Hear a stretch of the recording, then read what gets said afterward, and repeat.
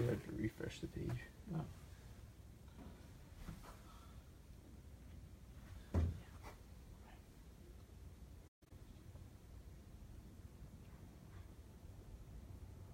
Oh, look at that. We're live. Fantastic. All right. So today we're talking about, in our series, we're doing a bunch of Facebook Lives this month, all to hopefully make everybody better business people. And I'm just looking at the schedule on the other calendar over there. What do we have for next on Friday? Friday's topic. I'm going to put you on the spot, Devin. It's not on the board. Oh, man. Toxic people. That's what it is. Fantastic. All right. So the first thing we thought we would do is run these through a series of topics, and today is the mindset, the leadership mindset, and this is all about how we think about our daily lives and our businesses. And one of the big things that I've found through all the research and all of the self-improvement and all the coaches and every book I've ever read, that there's one or two things that are very consistent. We're going to walk you through that today. So our goal today is to educate you a little bit and give you some proven tactics to help improve your mindset. Okay, seems good? All right, so when we're in business, a lot of times we get into a situation where we've been in business a while and things that we used to do aren't working anymore. And we like to refer to those things as habits. And the way habits are formed are through the way we think. And those thoughts lead to actions and behaviors and habits. So if you want to improve how your business is doing, we have to really address the habits. And that really, in order to address the habit, we have to go back to the way we think. So let's talk about a couple of things here about the mindset. First, the success that you have starts in your mind. You have to believe that you're successful. You have to believe that the services and offerings and products you offer are worthwhile. And that all starts with our mindset. And as soon as we start to think otherwise, then things start to fall apart. But what I like to look at is the thought process, or the difference between scarcity and abundance, because this is really where it breaks down for us. And we'll give you a couple tips and tactics on this. But when we're in the scarcity mindset, we're thinking of things that, like, there's not enough. Where's my next client coming from? Life would be great if, or one of my other favorites is, when I get X, then I'll be happy. And what we're talking about here is the way we think about our life and about the events that surround us. And all of these things here lead to one common denominator, and that's fear.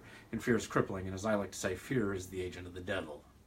All right. On the other side, you have abundance. And abundance is really about how we see the world as plentiful, that there's more than enough out there for our businesses, that people need my offering, right? That's a really positive thing, that they need this, and what I offer has value, and it's a fantastic mindset to be in.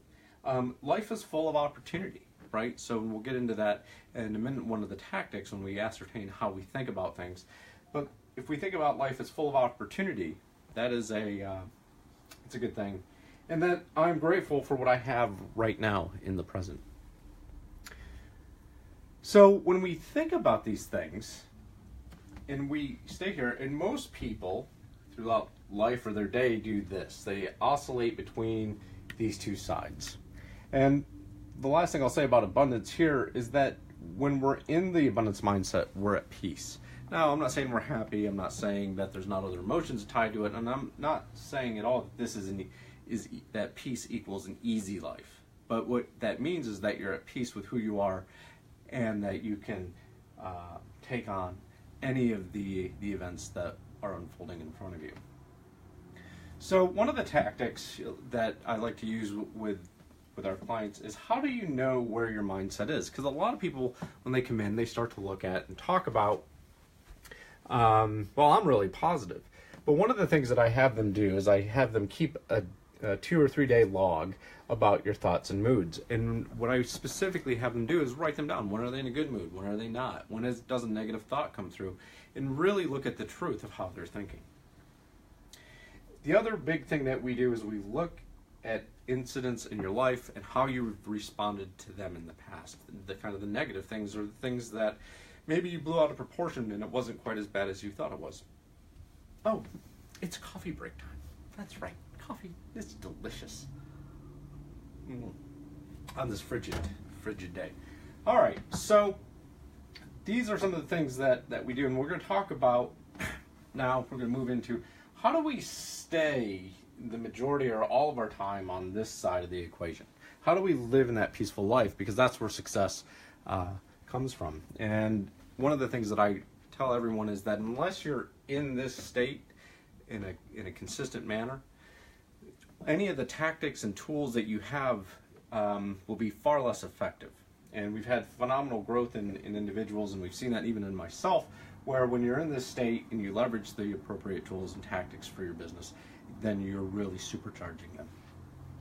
All right, so how do we stay in this abundance mindset? Well, there's a couple of things that I use and that I've learned throughout my life that works. And the first thing is that you have to establish this morning ritual.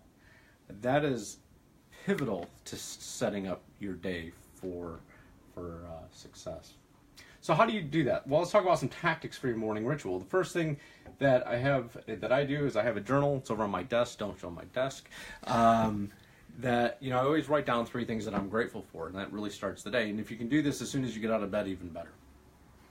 The next is to meditate or pray, and what I typically focus on is other people. That's a fantastic thing to take and really transmute that gratitude into something meaningful. And then there's always exercise and eating properly. So these things right here, mindset of gratitude, and that mindset of gratitude keeps you in abundance. The final thing that I'll say is, like I said earlier, we all come back and forth and out of that, and a lot of times people's swings are a lot wider than this.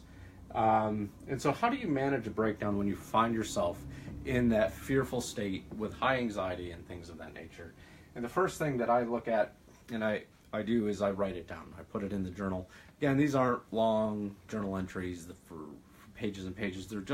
I just use bullet points. Some people you draw pictures. Some people do write a bunch of prose out for that. But get them in. And what ends up happening is when you're doing that, it allows your brain to let it go, because it knows that you're writing it in a safe place, in the same place every day for that. And it's a way to let your mind get you out of that cycle. So that's one of the proven tactics that work. And the other one that I use a lot for myself, and I find that works really well, is to make yourself a really small promise.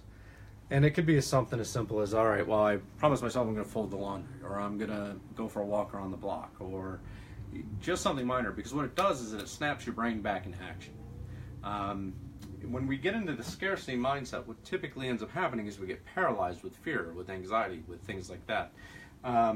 So if we start taking action and stepping us back and start making decisions and doing things, that is a great way to keep us and get us back on track and move us back over to that. So those are some of the thoughts for today, and thanks for joining us. I hope everyone enjoyed today's session, and tomorrow, or on Friday at 11, between 11 and 12, we're going to do one on the toxic people in your life and how to deal with that and the toxic personalities. So hope you all have a warm, wonderful